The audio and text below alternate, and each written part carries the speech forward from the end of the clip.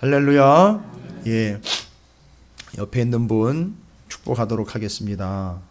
참 비싸신 분입니다. 라고 축복하시기 바라겠습니다. 비꼬시지 마시고요. 절대 비꼬시면 안 됩니다.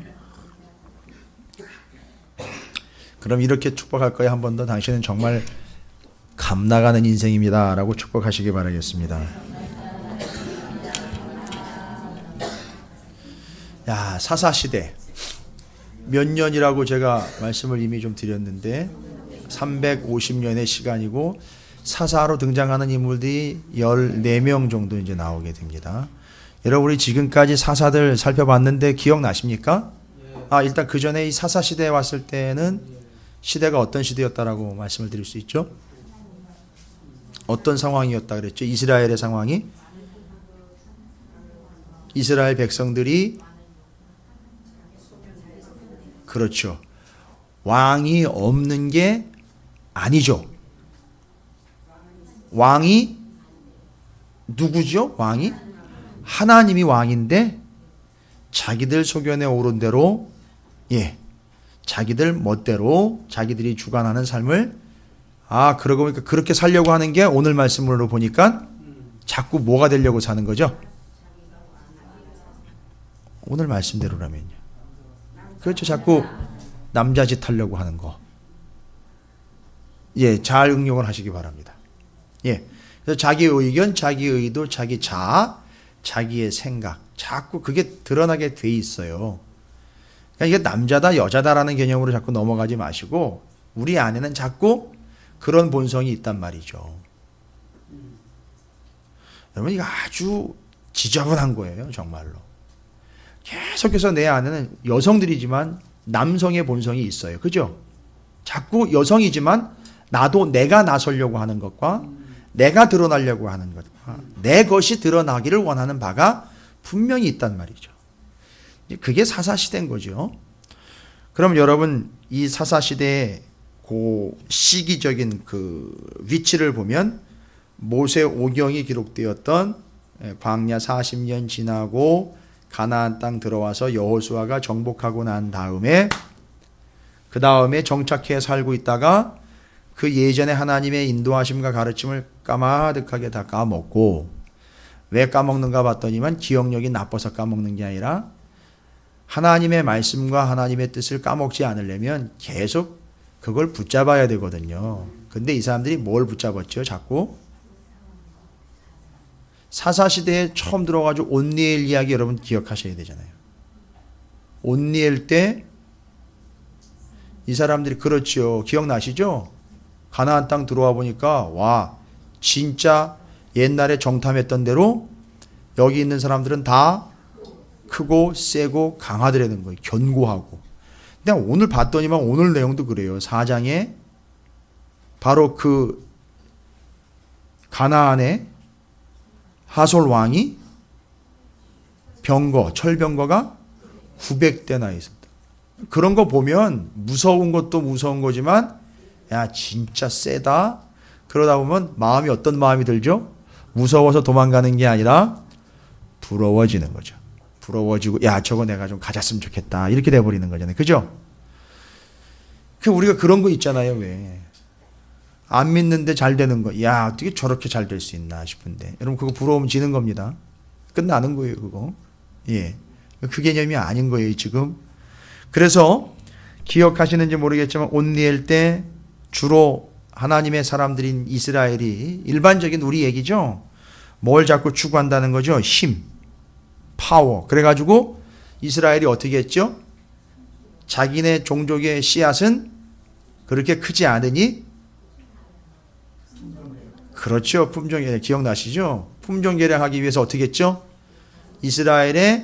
가나안의 거대 족속들과 섞어버리는 거죠. 섞어서 큰 놈 만들어내려고, 더 센 놈 만들어내려고, 더 강력한 놈 만들어내려고, 더 견고한 놈 만들어내려고 만들어냈는데, 근데 어떤 일이 발생이 됐죠? 기억나십니까? 아까도 식사하시면서 그게 그런 의미인 줄 몰랐다고 계속 얘기를 하시던데, 부산 리사다임 뜻은요, 2배는 더 센 놈, 2배는 더 나쁜 놈. 여러분, 이거 사사기 정리하시면서 잘 정리하셔야 돼요. 우리가 예수를 믿는다 하면서도 세상적인 논리로 더 센 거, 더 강력한 거, 더 많은 걸 자꾸 추구하기 시작하면 어떻게 된다고요? 더 센 놈 만나가지고 더 지저분한 놈, 2배는 더 강력한 놈을 만나서 무너지게 된다는 거예요. 그건 누가 하신다는 거죠? 하나님이 하신다는 거예요. 하나님이 구산 리사다임을 보낸 거예요. 붙인 거예요. 그때 누가 등장을 하죠? 더 세고 더 나쁘고 더 강력한 그로부터 구원해내기 위해서 구원자인 사사 온니엘이잖아요. 뜻이 뭐예요? 하나님만이 나의 능력이시다라는. 그래서 누구만 붙잡게 하는 거죠? 하나님만 붙잡게 하는 거잖아요. 여러분 이 구절을 빨리 터득을 하시면 사사기 아주 쉽고 재밌어요. 왔다 갔다 하지도 않아요. 그냥 일맥상통 메시지예요. 하나님만이 나의 능력이시다. 센 거 붙잡으면 더 센 놈 만나 무너지고 망한다. 하나님이 그렇게 하시기 때문에 빨리 터득하시기 바랍니다. 두 번째로 등장한 사람이 에훗이지요. 에훗 기억나십니까? 왼손잡이 에훗이에요. 그 당시에는 거의 장애인에 해당하는, 인정도 안 하고 쳐주지도 않았던 왼손잡이 에훗이 에글론을 상대로 뭐 하지요? 에글론의 비둔한 왕, 알고 봤더니 그게 지네가 심어놓은 거 아닙니까? 모압, 암몬, 에돔 다 옛날에 자기 조상들이고 동족들이었단 말이에요. 그들이 심어놓은 결과, 그 결과가 뭐라고요? 자기네가 결국 보기에 좋은 것으로 계속 심어가지고 선택한 결과는요, 기름 끼고 똥 찬 거예요. 그걸 에훗이, 왼손잡이 에훗이 칼로 찔러서 기름 떼어내고 터쳐내드리는 거예요. 여러분 하나님이 그거 하시는 거예요. 계속 기름기 뒤로 끼우고요. 세상 말하자면 세상 사람들 하는 방식으로 교회 와가지고도 세상적인 방식으로 자꾸 이거 굴리고 세상적인 스타일로 예수 믿으면 내가 돈 많이 벌 수 있겠지라는 이런 말도 안 되는 착상을 가지고 자꾸 예수님을 집중해야 되는데 예수님이 물고 오는 박씨 이런 거, 예? 예수님이 물어다 주는 박씨 그런 것만 찾고 있는 거예요. 지금 그런 사람들은요 결국 그 사람한테 끼는 건 뭐라고요? 기름하고 똥밖에 안 생기는 건데 그게 에훗이 와가지고 어떻게 해요? 등짝까지 그냥 꿰뚫려가지고 기름 떨궈내고 터쳐버리더라는 거예요. 그게 하나님이 하시는 일이에요. 세 번째로는요, 삼갈. 한 줄만 나왔어요. 그죠? 이력이 가장 짧은 사사입니다. 소모는 막대기 들고 나온 사람. 알려주려고 하는 게 뭐죠? 소를 몰고 가면서 하나님이 우리를 이렇게 인도하신다라는 걸 알려주는 거예요. 삼갈이. 그러니까 사사들을 보시면 하나님의 마음을 알 수 있겠죠? 이해가 되십니까? 이건 강력한 메시지예요, 여러분. 사사기를 제가 지금 오늘 사사 중에 드보라 4번째 살펴봤거든요, 오전에. 4명 아직 숫자 많이 안 나갔으니까 요럴 때 잘 챙겨 놓으세요. 예. 그리고 나중에 사사기 다시 한번 읽으시거나 누구랑 이야기 나눌 기회가 오시면 엉뚱한 소리 해쌓지 마시고 제대로 배우신 대로 제대로 이해하시고 제대로 알려주세요. 사사 드보라 같은 경우는 오늘 우리를 뭘로 만드는 거죠? 여자인 사사가 등장을 해서 너희는 다 나보다도 못한 누구야? 그러니까 이스라엘 백성들 너희여 너희는 다 무엇으로 살아가야 된다? 여자와 같이 살아가야 된다 라고 치마 두르고 살아가라는 얘기가 아니라 여자와 같은 존재성을 가지고 진짜 남자인 사사 하나님 우리 구주 예수 그리스도만을 의지하는 존재로 살아가야 된다라는 걸 이야기하는 거예요. 그래서 너 혼자로는 존재의 가치가 있다 없다? 없다. 없으니 너 혼자 당당하게 살아갈 생각일랑 아예 하지 말고 주님만 붙잡고 주님과 함께하는 영혼으로 살아갈 각오가 되어 있느냐 이거 얘기하는 거예요. 그래서 드보라가 등장을 한 겁니다. 여러분 일맥상통하는 거 느껴지십니까? 사사를 통해서 하나님이 하시려고 하는 말씀 분명히 다 캐치하고 계시죠? 구산 리사나임, 에글론, 소모는 막대기, 여자를 만들어 남자와 연합하는 온전히 한 몸으로 이루어 연합하는 존재가 되도록 하기 위한 하나님의 뜻. 정리되셨습니까? 이게 4명의 이야기예요. 사사 4명. 어렵지 않죠? 근데 이게 그냥 선입관과 그냥 들어온 이야기만 가지고 술렁술렁 넘어가니까 잘못된 것과 그냥 피상적인만 가지고 사사에 대해서 우리가 사사되어야 한다. 이 시대의 진정한 사사가 누구일까라고 사람들 속에서 사사를 찾아왔다는 얘기 절대 없습니다. 사람들에게는 사사와 같은 존재가 없습니다. 사사는 유일한 한 분 예수 그리스도밖에 없어요. 그러니까 사사기를 통해서 어떻게 그 한 분이신 유일하신 사사인 예수 그리스도와 함께 그분을 붙잡아 그분만을 믿고 살아가게 하는지가 목적인 거예요. 그래서 사사기는 구약 성경의 복음서와 같다라고 분명히 말씀을 드렸어요. 기왕에 이렇게 기회가 주어졌을 때, 하나님 주어주실 때에 정확하게 이해하시고 은혜 받으시고 파악하셔서 진짜 사사인 예수 그리스도를 정확하게 파악하셔 그분만 붙잡는 그런 온전한 존재가 되시기를 주님의 이름으로 축원을 드립니다. 그런데 오늘 사사기 4장은요. 그것 말고도 드보라 이야기 말고도 더 중요한 또 함께 가야 되는 아주 중요한 예수 그리스도에 대한 분명한 우리의 신랑 되신 예수 그리스도에 대한 드보라의 역할과 그보다 더 중요한 왜 그분이 우리에게 오셔야 되는지에 대한 복음의 진수가 여기 담겨 있어요. 그래서 사사기 4장은 이 내용과 오늘 제가 오후 시간에 여러분과 함께 나눌 이 내용과 오전 시간에 여러분과 함께 나눈 내용을 연결하셔야 돼요. 합치셔야 됩니다. 그래서 사사기 4장은요. 정말로 사사기 중에서도 또 복음을 담고 있는 중요한 장이라고 할 수 있어요. 드보라와 함께 앞에 나와 있는 이야기 잠깐 오전에 언급해드렸죠. 이제 오후에 함께 말씀 나눈다고. 그죠? 그래서 이제 사사기를 이렇게 보고 사사들을 이렇게 함께 연구하다 보니까 어떤 영화에 누가 대사로 내뱉은 표현인데 아이가 내뱉은 표현인데 이런 표현을 한 게 제 마음에 좀 와닿았었어요. 영화를 본 건 아닌데 잠깐 제가 들었어요. 뭐라고 애가 아빠한테 고백을 하냐. 아빠가 아빠라서 너무 좋아. 이렇게 표현을 하더라고요. 근데 제가 그 자리에서 바로 고백을 따라 했어요. 하나님이 저의 하나님이라서 너무 좋습니다. 예수님이 나의 주님이라서 정말 좋습니다. 그냥 입 발린 고백이 아니라 진짜 주님이 나의 주님이라서 정말 좋습니다. 여러분도 그러신가요? 예.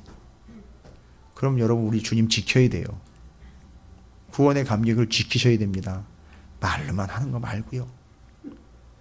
그냥 늘 그랬던 거 말고요. 정말 이렇게 우리는 철저하게 지켜내야 됩니다. 믿음 지켜서 무엇 잃지 말자고요.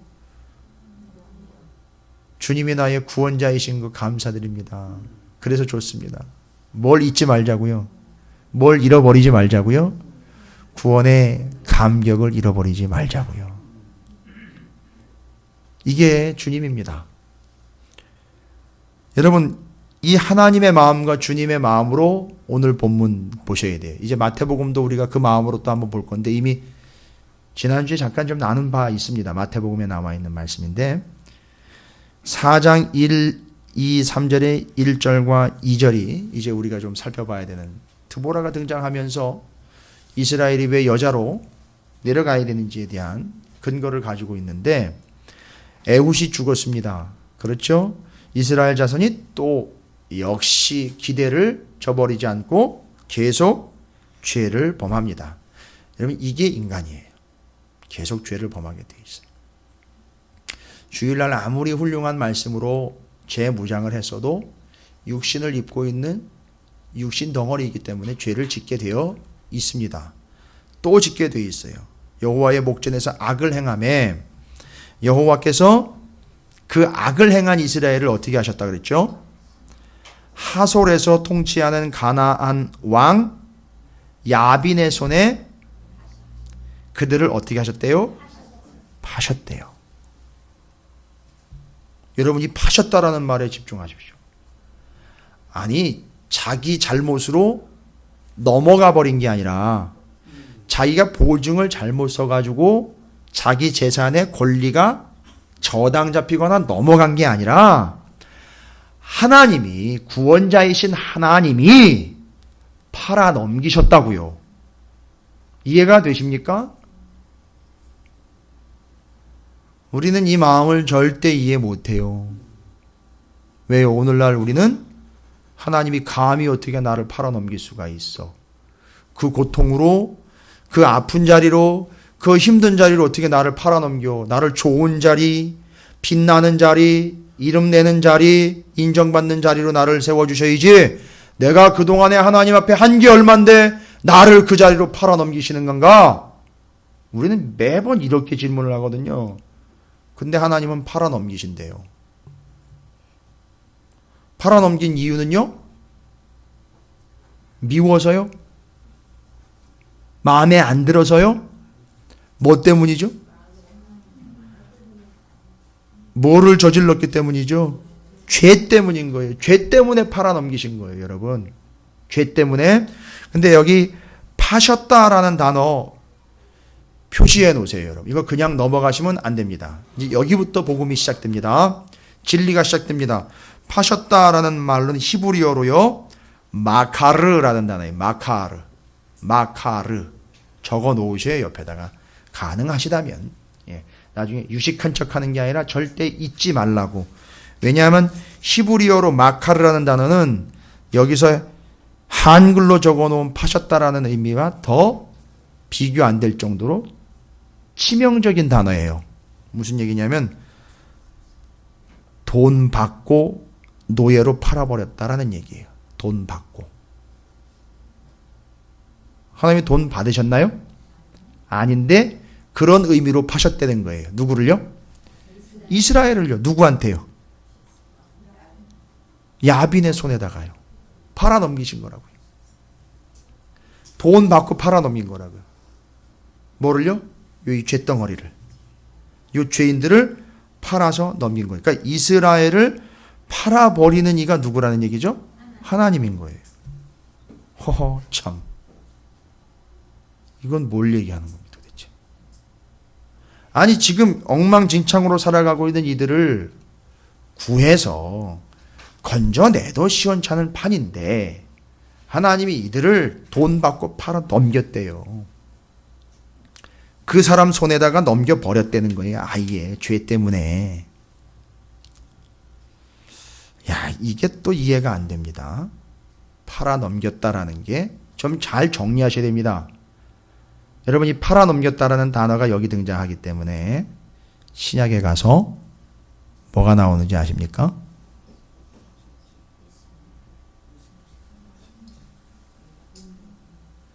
돈 주고 팔아 넘겼죠. 그러니까 어떻게 해야 돼요? 어쨌든 값이 치러진 거 아닙니까? 돈 주고 팔아 넘긴 거예요. 그래서 나중에 하나님이 어떻게 하시죠?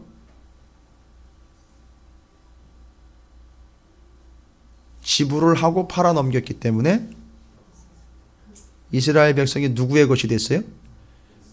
죄 때문에 팔아 넘겼기 때문에 여긴 야빈이라 그랬지만 죄의 뭐가 되는 거예요? 노예가 되잖아요. 팔아 넘겼다고요. 그래서 죄의 노예가 되어 있는 그들을 어떻게 되는 거죠? 나중에는 다시 정확하게 정리하십시오. 그냥 데리고 오고 뺏어오는 게 아니라고요. 값을 왜요? 값 주고 팔았기 때문에 값을 다시 지불하고 사 와야 된단 말이에요.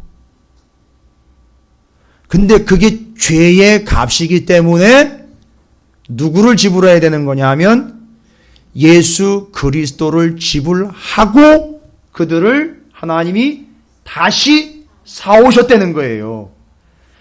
이게 복음이란 말입니다. 지금 이 사사기 4장은 그걸 전제로 시작을 하고 있어요.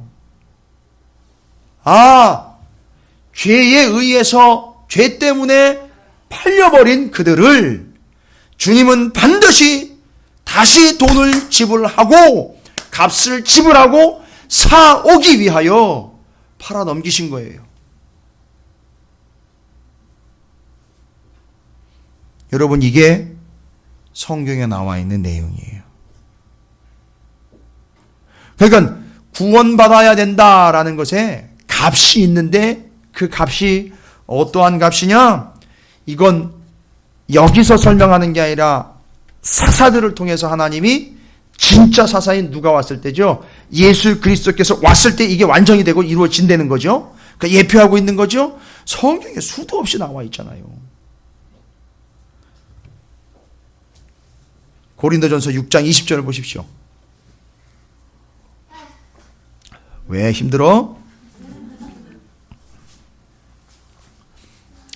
고린도전서 6장 20절입니다.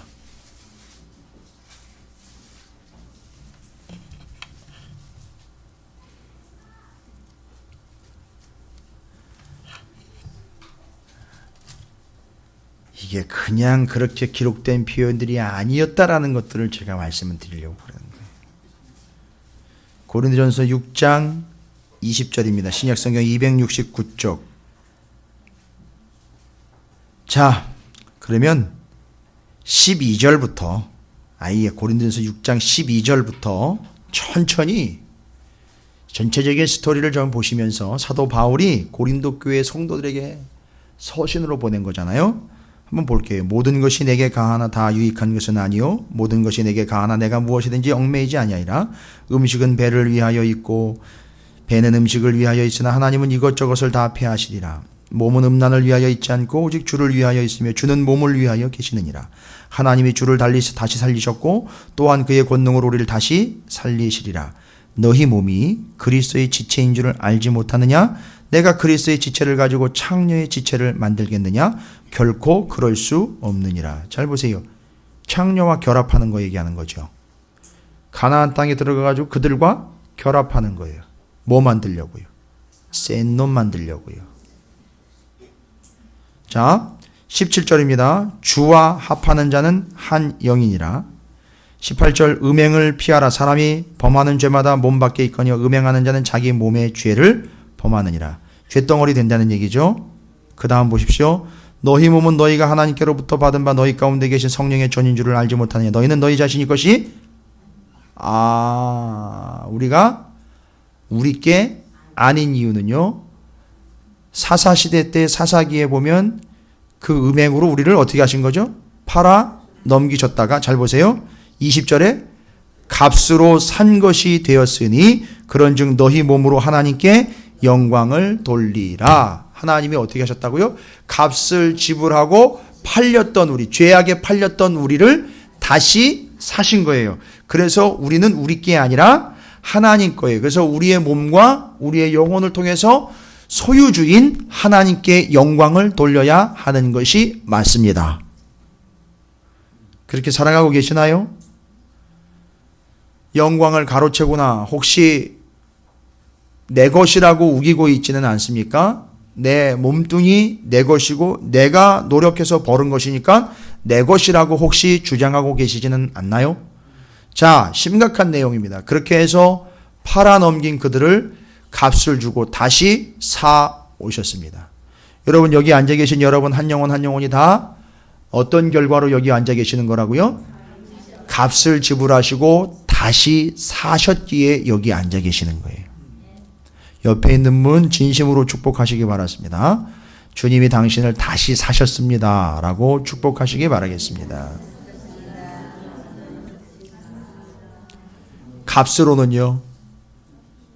값으로는 핏값으로요. 핏값으로 다시 사신 거예요.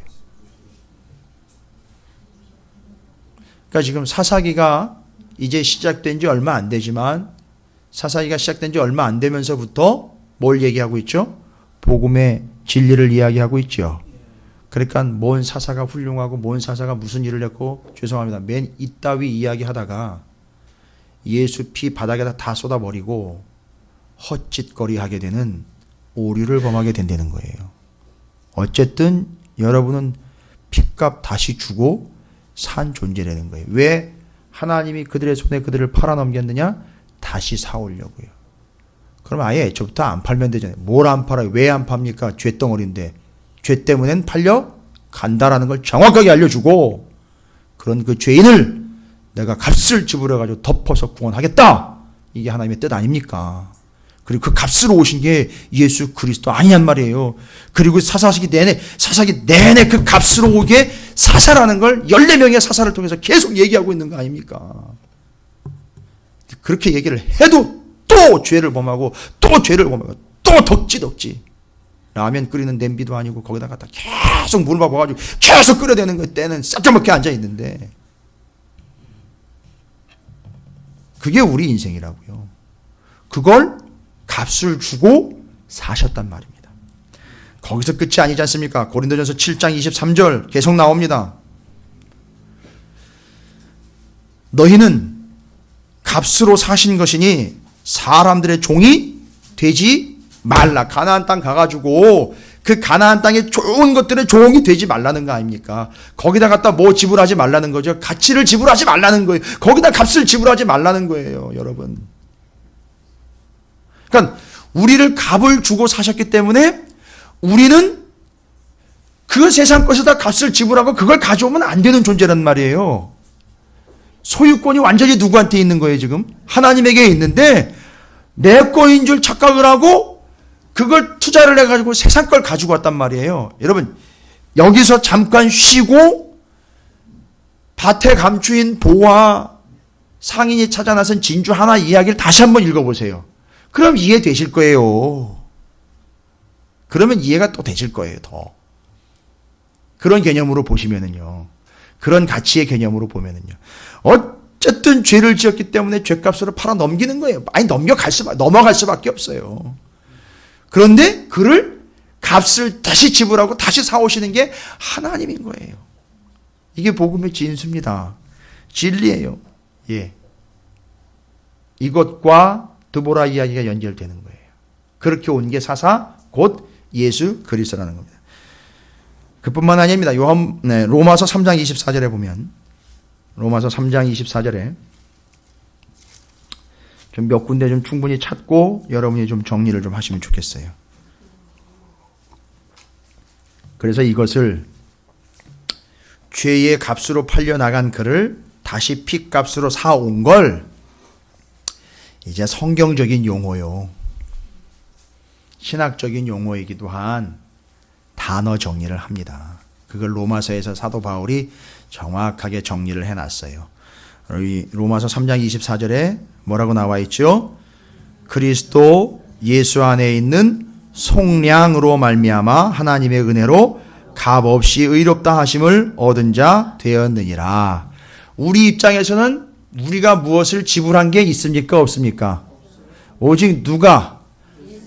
하나님이 누구를요? 예수를 뭐의 값으로 지불하셨죠?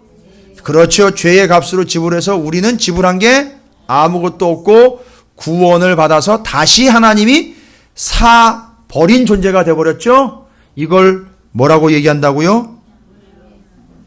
한 단어로요? 그렇게 많이 들었어도 이게 이런 개념인 것을 정리가 안 되는 거죠. 뭐라고요? 여기 오늘 24절에 나와 있잖아요. 3장 24절에. 로마서 3장 24절. 그렇게 값으로 팔려나간 그를 값을 지불하고 다시 사와 구원을 얻게 한 그것, 그 사건을 일컬어 한 단어로요. 예? 예. 장로님이 얘기하신 것 같아요. 속량이요, 속량. 그게 속량이라고 그러는 거예요. 그걸 신학적이고 신앙적인 용어로 속량이라고 이야기한다고요. 정리되셨습니까? 그냥 뭘 속량 맨날 말로만 속량 이렇게 하지 마시고요. 사사기, 로마서, 신약의 여러 구절들을 정리해서 구속 곧 죄사함, 속량함을 받았다라고 정리하시기 바랍니다. 이걸 속량이라고 합니다. 다 읽어볼게요. 그리스도 예수 안에 있는 속량으로 말미암아 하나님의 은혜로 값없이 의롭다 하심을 얻은 자 되었느니라. 우리는 값없다고 하지만요, 우리는 값을, 여기 값없다라는 표현을 자꾸 자꾸 이상하게 해석을 해가지고 그냥 거저 주셨네. 거저는 뭔 거저예요. 예수가 죽었는데 어마어마한 값이 지불이 됐다고요. 그러니까 내 입장에서 아무것도 한 게 없으니까 그냥 거저. 죄송합니다. 그냥 혓바닥만 낼름대가지고 먹어버렸어요. 그러니까 아무 값어치가 없는 것처럼 구원이 정말 가벼워진 거예요. 이거 값싼 은혜라 그러는 거예요. 하나님은요, 웬걸요, 어마어마한 값을 지불을 해가지고 우리를 사버렸단 말이에요. 속량을 해주셨단 말이에요. 그게 정말 은혜 안 되는 표현인데 진짜 날로 먹어버려야지. 그러니까 구원의 값어치가 없어요. 그러니까 아무리 설교를 하고 말씀을 전하고 아무리 중요한 얘기를 해도 본인이 어떻게 해서 구원을 받아가지고 그 값이 얼마인지를 전혀 모르니까 여전히 또 누구에게요? 죄에게 또 값을 지불하는 거예요. 세상 것에다가 또 투자를 하는 거예요. 여러분 오늘 구속 곧 죄사함 속량에 대한 개념을 이해를 하셨습니까? 사사기서에 와서 이제 좀 얘기를 합니다. 신약 성경에서 또 정리를 했고요. 로마서 3장 24절. 기왕에 찾아본 거 성경 끝판까지 한번 가볼게요. 요한계시록 5장 9절 한번 가볼까요? 요한계시록 5장 9절.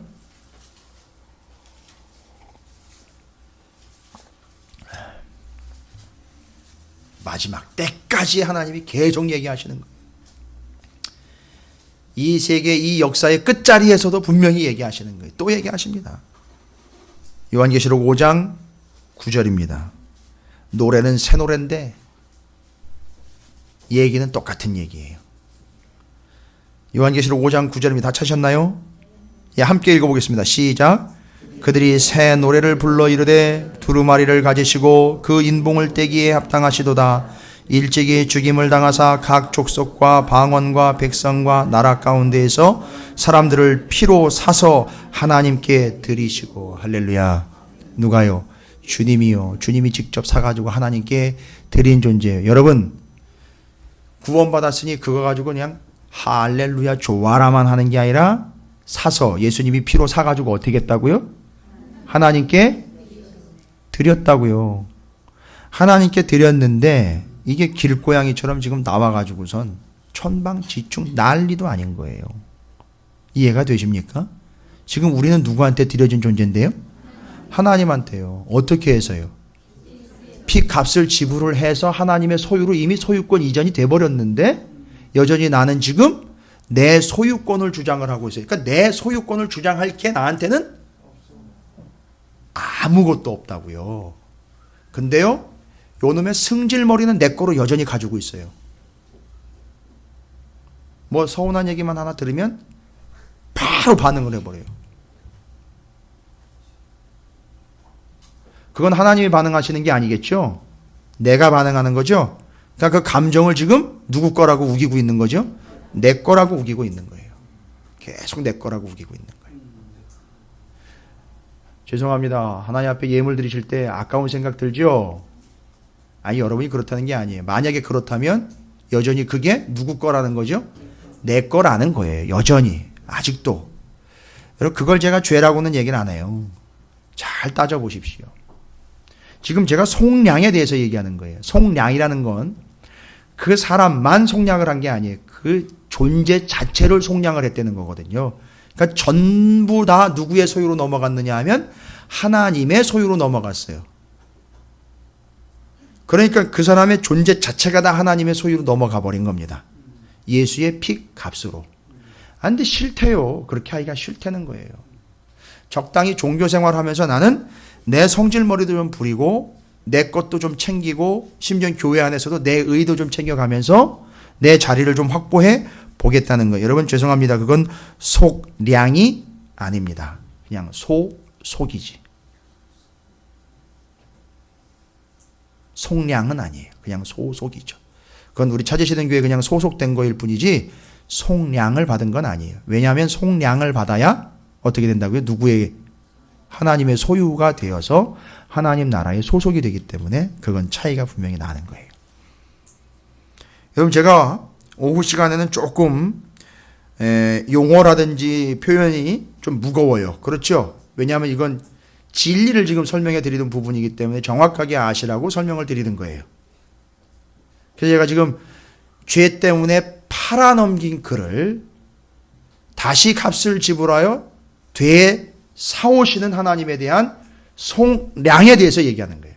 그런데 사사기에 속량의 단초와 근거를 지금 제공해주고 있다는 거예요. 4장에 와서 드보라 이야기를 할 때 모든 인류와 인생과 영혼들은 여자의 신분처럼 되어 주님이 없으면, 남자가 없으면 안 된다라고 바싹 달라붙어 주님과 함께 가시면 내가 가고 안 가시면 기가 막힌 고백이에요.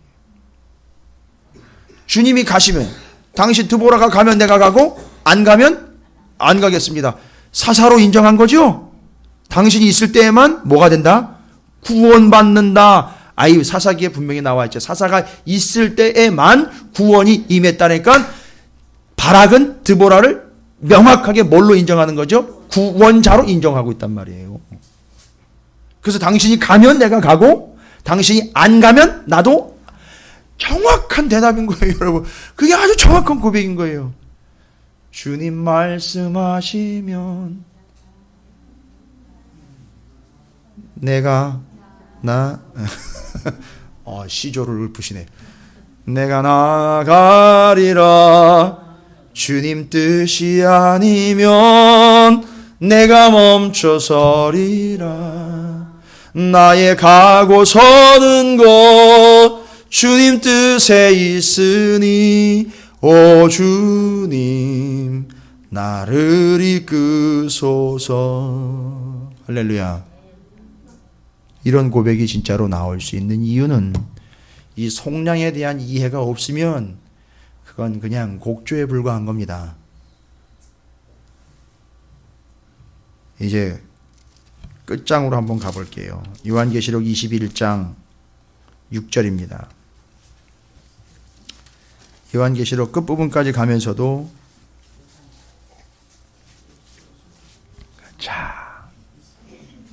하나님은 우리를 위하여 어마어마한 값을 지불하셨죠. 예수라는 진짜 값을 지불하셨죠. 그리고 우리는 누구의 소유가 됐죠?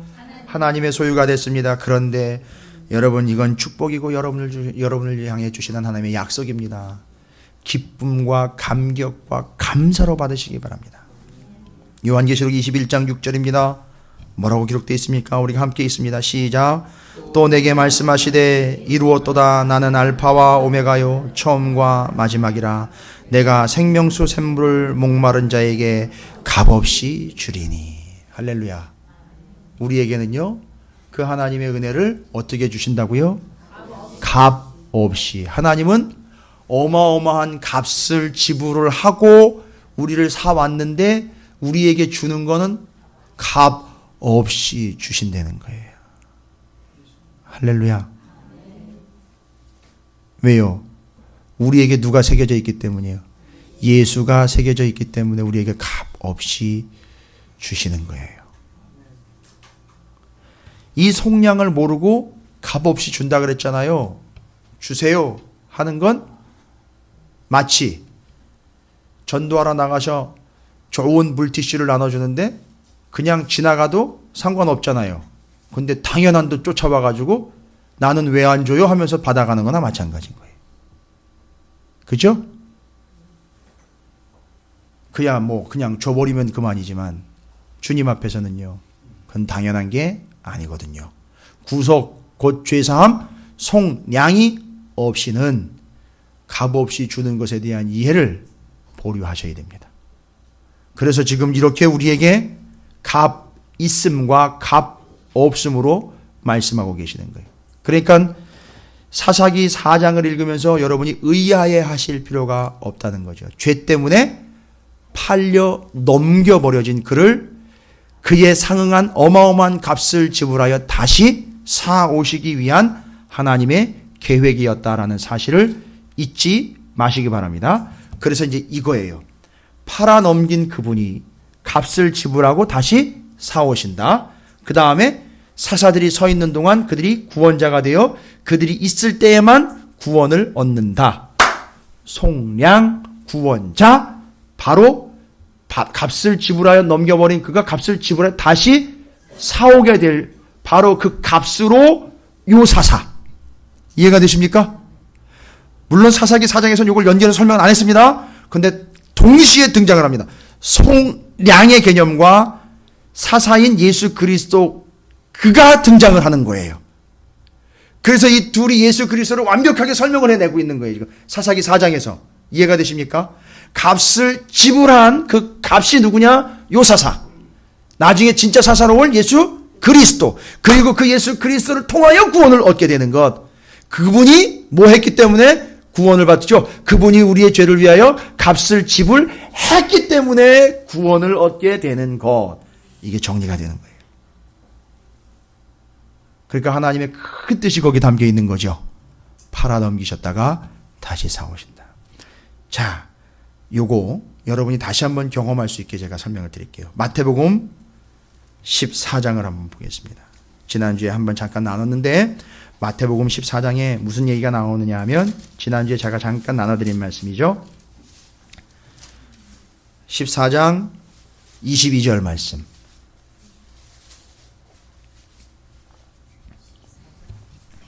14장 22절입니다. 14장 22절. 물 위로 걸으시는 주님 얘기죠. 예, 오병이어 기적 경험하고 바로 그 다음 사건인데 예수께서 즉시 제자들을 재촉하사 자기가 무리를 보내는 동안에 배를 타고 앞서 건너편으로 가게 하시고, 여러분 이미 제가 말씀드린 기억나십니까? 아니 뭐 또 그때 함께 하시지 못했던 분들은 다시 한번 좀 설명을 들으시면 될 것 같아요. 그러니까 떡 먹고 배부른 사람들이 뭐 하려고 그랬죠? 예수님을 왕으로 세우려고 그랬죠. 왕으로 세우면 먹을 걱정은 없으니까. 그죠? 생각해 보세요. 이제 정말 답답한 거잖아요. 이제 답답함이 느껴지세요? 오병이어의 기적을 베푸신 주님을 뭐를 만들려고 했다고요? 왕으로 만들어 가지고 그 속셈이 뭐였죠? 예수가 있으면 배는 안 고플 테니까 예수를 붙잡아 놓고 배고플 때마다 뭘 주는 존재로요? 빵 주는 존재로 임금 만들겠다는 거죠. 왜 제가 답답하다라는 표현을, 여러분 사사기서와 지금 계속해서 신약 성경의 이야기를 통해서 그 예수 그리스도가 구원자로서 뭐의 개념이 연결됐다죠? 속량이 연결됐다 그랬죠? 지금 전혀 이거를 이해를 못하고 있는 거죠. 연결이 안 되고 있는 사람들이잖아요, 이 사람들은. 그죠? 그러니까 답답한 거예요. 그러니까 주님이 어떻게 하십니까? 그 요구를 하는 사람들을 다 흩어버렸다고 그랬어요. 흩어버렸다. 바벨탑 쌓아가지고선 자기 이름 내려고 하는 사람들을 다 하나님 흩으신 것처럼 그렇게 흩어버렸다고 그럽니다. 그리고 제자들을 어떻게 합니까? 이 무리들로부터 띄어서 배에 태워가지고 이 깜깜한 밤에 바다 한가운데로 내모시는 거예요. 거기 재촉하다라는 말에 대해서 제가 설명드렸을 거예요. 한번 거기는요 억지로 가게 하다라는 뜻이에요. 억지로 가게 하다. 그러니까 제자들은 어땠던 거죠? 가기 싫었던 거예요. 가기가 싫었던 거예요. 그런데 주님이 억지로 밀어낸 거예요. 팔아넘겼다라는 이야기와 연결을, 누가 팔아넘기는 걸 좋아하겠어요?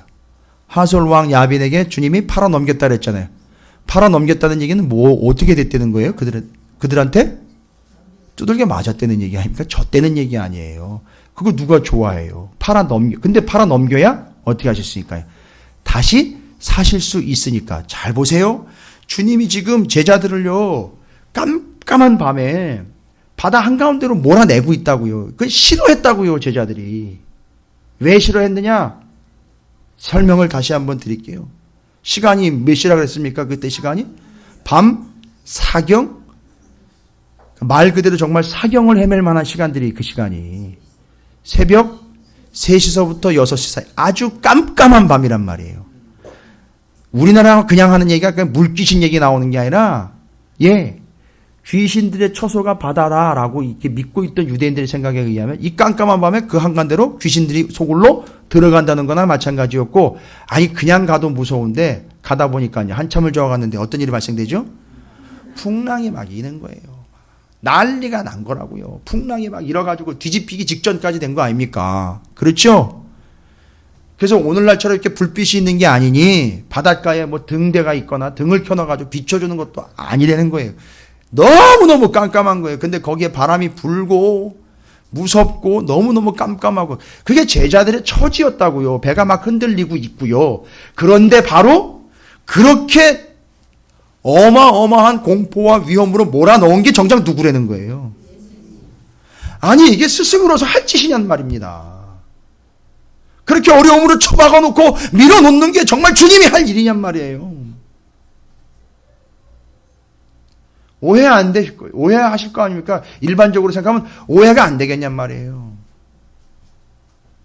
호와 유람선을 타도 배멀미를 할 판인데 쪽배 하나 주고 거기를 그냥 그 여럿이 타고 그 막 흔들리는데, 우리끼리 얘기니까 제자들이나 거기 타고 있었던 사람들이 하는 얘기 한번 들어볼까요? 예? 조용히. 처음에 가고 싶지 않았잖아요. 그죠? 재촉했다. 억지로 내몰았다 그랬잖아요. 억지로 배에다 태워가지고. 그러면 가가지고 가다가 한밤중에 그냥 진짜 막 흔들리고 있어요. 배가 풍랑이 있을 때. 뭐라 그럴까요? 막 서로 막 난리가 났을 거 아니에요. 그 안에서. 야, 이거 어떡하냐. 이거. 아, 큰일 났다. 아, 정말, 진짜. 아니, 왜 이 시간에 여기로 내모냔 말이야. 아니, 안 간다 그랬는데 굳이 여기다 모는 이유는 뭐냔 말이냐고. 아, 다 죽게 생겼잖냐. 그러니까 다들 똑같은 얘기를. 글쎄 말이야, 이게 뭔 좋아야 이게. 아니 왜 여기까지 밀어내가지고 다 죽게 만드냔 말이야. 아니 주님이 내가 지금까지 따라와 본 경험으로는 아니 맨날 뭐 죽은 사람도 살려내고 어려운 사람들 고쳐주고, 정작 제자들은 말이야 이렇게 말이야 어려운 데다가 밀어놓고 이걸 뭐하는 거야. 이거 다 죽게 생겼잖냐고. 이번만큼은 주님이 틀린 것 같다. 야, 이번만큼은 주님이 헛다리 짚은 것 같다.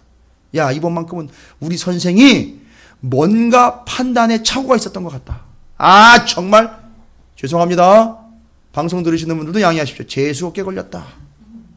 그럴 거 아닙니까? 야, 오늘 된통 걸렸다. 아유, 여기서 살아나면 다행이다. 했는데 막 그러고 있을 때 무슨 일이 발생이 됩니까? 주님이 걸어오시는 거예요. 이걸 주님이 무리를 걸으신 기적 사건으로 자꾸 얘기를 해가지고, 무리를 걸어 다니시는 주님에가 자꾸 포인트를 맞춰가지고 우리도 믿습니다 하면 무리를 걸을 수 있습니다. 걱정하지 마시오. 아니요, 다 빠져요. 괜히 쓸데없이 무리를 걸 생각이랑 하덜덜덜 마세요. 다 빠져 죽습니다. 쓸데없는 생각하지 마세요. 무리를 걸을 생각하지 마시라고. 그냥 가만히 있으면, 흔들리는 배가 됐든 뒤집히는 배가 됐든 그냥 거기 가만히 있으면 어떻게 하신다고요? 주님이 오신다고요. 거기 또 꼭 나서는 인간이 있어요. 주님 저보고 좀 오라 그러시면 어떨까요? 그러니까 그럼 와봐. 그럼 뭐하러 지가 나가요? 가만히 있으면 주님이 오시는데. 여러분, 이건 무리를 걸으시는 주님의 기적 사건을 이야기하려고 하는 게 아니라 더 큰 기적. 그냥 내버려두면 배가 뒤집혀 다 빠져 몰살될 절대절명의 위기에 있는 그들에게 주님이 물 위가 됐든 산 꼭대기가 됐든 찾아오셔서 배 위로 발을 올려놓는 순간 배가 잠잠해졌다가 아니라 뭐가 잠잠해졌다? 풍랑이 잠잠해졌다는 거예요. 할렐루야. 이게 구속 곧 속량인 거예요, 여러분. 이게 주님이 뭐 하는 거죠? 함께 하는 것의 은혜고 역사고 능력이라는 거예요. 지금 우리는 뭘 봐야 되느냐 하면, 무리를 뛰어다니시고 무리를 마라톤 하실 주님을 기대하는 게 아니라 흔들리는 배 위로 올라오셔서 함께 하시는 주님, 그 주님 때문에 구원받은 나, 그래서 그것을 늘 잊지 않고 살아가도록 하는 구원의 감격, 이걸 이야기하려고 하는 게 본질이라는 거예요. 그래서 그 깜깜한 밤에 바다 한가운데로 밀어 넣으신 거예요, 여러분. 혹시 우리 가운데 맞아, 주님이 나를 지금 여기로 밀어 넣으신 것 같아 라고 생각되시는 분들 있습니까? 오른쪽 엄지발가락을 격하게 흔들어 주세요. 아, 맞아, 나를 여기로? 이건 정말 내가 혼자 온 게 아니야. 주님이 밀어 넣어가지고 나는 여기 지금 처박힌 거야 라는 생각이 드시는 분 계십니까? 여러분, 거기 빨리 빠져나가는 게 급선무가 아니고, 말씀에 의하면 정답이 뭐예요? 빨리 빠져나가는 게 급선무가 아니고 주님이 오시면 끝나는 거예요. 할렐루야. 그게 구원의 감격을 회복하는 거고, 내가 주님과 함께 하지 않으면 나는 여기서 뒤집혀 죽는다라는 거 깨닫는 거예요. 이해가 되십니까? 그래서 그 풍랑이 있는 배 안에 있었던 사람들이 이제 고백을 합니다. 정신없이 흔들려 우리가 빠져 죽기 직전에 주님이 발을 올려놓으시는 순간, 우리와 함께 배에 오르는 순간 풍랑이 잠잠해졌어. 그래서 우리는 살게 되었어. 누구 덕분에? 예수 덕분에. 이 고백 가지고 평생 살아가는 거예요. 언젠가 또 배가 흔들리겠죠? 그죠? 그거보다 더 깊은 바다로 갈 때도 있겠죠? 더 어두운 때 움직여야 될 때도 있겠죠? 그러나 그때마다 무엇이? 예수 그리스도께서 함께 하십니다라는 사실. 그때 그 배에 있던 우리는 어떻게 된 거죠? 예수 그리스도 때문에 그 죽음으로부터 구원을 받은 거예요. 그러니까 그들이 이제 그 구원의 감격으로부터 멀어질 리 없으니 주님이 함께 하시는 그것이, 주님이 밀어넣었는데, 주님이 그냥 억지로 그냥 그 한가운데로 밀어넣었는데, 밀어넣고 어디 한번 당해봐라가 아니라 내가 따라간다. 가서 그 배 위에 내가 올라간다. 그리고 내가 너와 함께 한다라는 걸 깨닫도록 하시기 위한 것이었다는 거죠. 이게 구속, 곧 제3 속량에 대한 은혜를 신학적인 측면으로, 신약적인 측면으로 여러분에게 잠깐 설명을 드렸어요. 여러분 정리되셨습니까? 속량이라는 거에 대해서. 왜 파셨습니까? 왜 밀었습니까? 주님이 어떤 분이고, 주님이 얼마나 큰 값을 치렀고, 주님이 함께 하신다라는 것을 알려주시기 위해서예요. 더 본질적으로 이야기하면 그 하나님이 우리랑, 그래요, 맞아요, 함께 하시고 싶기 때문에 그렇게 하신 거예요. 더 정확하게 이야기하면. 그럼 여러분이 구원의 감격을 가지고 계속 살아간다는 얘기는 주님이 함께 하실 수 있도록 내어드리는 거예요. 자, 주님이 여러분과 함께 하시는 줄로 믿습니다. 여러분, 자꾸 여러분 몸값을 높이려고 하지 마세요. 여러분의 값어치를 자꾸 높이려고 하지 마세요. 이미 여러분의 값어치는 예수 그리스도로 정해져 버렸습니다. 오히려 이제 여러분은 그 값을 하나님께 지불하며 사시기를 주님의 이름으로 축원을 드립니다. 밭에 감추인 보화를 발견한 게 무엇인지 이제는 아실 거예요. 아, 그 많은 값을 나를 위해 지불하셨으니 이제 나는 세상의 것을 내 것으로 취하기 위해 그것들에게 값을 지불해서는 절대 안 되는 거. 이젠 하나님의 나라와 주 예수 그리스도와 하나님 아버지를 위하여 그 값을 오히려 갚아야 되는 존재라는 사실을 잊지 마시고, 그 구원의 감격을 가지고 끝까지 승리하시는 여러분의 삶이 되시기를 주님의 이름으로 축원을 드립니다. 그렇게 해서 사사기 4장은 이 죄 때문에 팔아넘긴 그를 다시 값주고 사오신 속량과 그 속량의 값인 예수 그리스도가 사사로 우리에게 오신 이야기가 연결이 돼서 예수 그리스도를 통한 구속 곧 속량함에 대한 복음의 진리와 진수를 설명한 중요한 말씀이니, 사사기 4장을 집에 돌아가셔서 딱 더도 말고 덜도 말고 10번씩만 읽어보시기를 주님의 이름으로 축원을 드립니다. 대답을 안 하시는 거는 10번이요, 10번. 100번도 아니고 10번이요. 딱 10번밖에 안 했는데 대답을 안 하시는 걸 보면 여전히 구원의 감격이 없는 듯하여 다시 한번 축복합니다. 딱 10번만 읽어보시기를 주님의 이름으로 축복합니다. 감사합니다. 참 결단하기를 원합니다. 결단이라는 말이 어떻게 보면 그 값 앞에서는 무색한 표현이기도 하지요. 그냥 감사했으면 좋겠어요. 그 구원에 대한 감사. 우리에게 그 피값 속량의 죄값으로 오신 예수 그리스도께서 우리와 함께 하시고 나를 구원하신 것에 대한 감사. 주의 이름을 크게 한번 부르시고 그렇게 해서 값을 지불하시고 나를 사셨고 내가 구원받은 백성이 되었으니 감사합니다.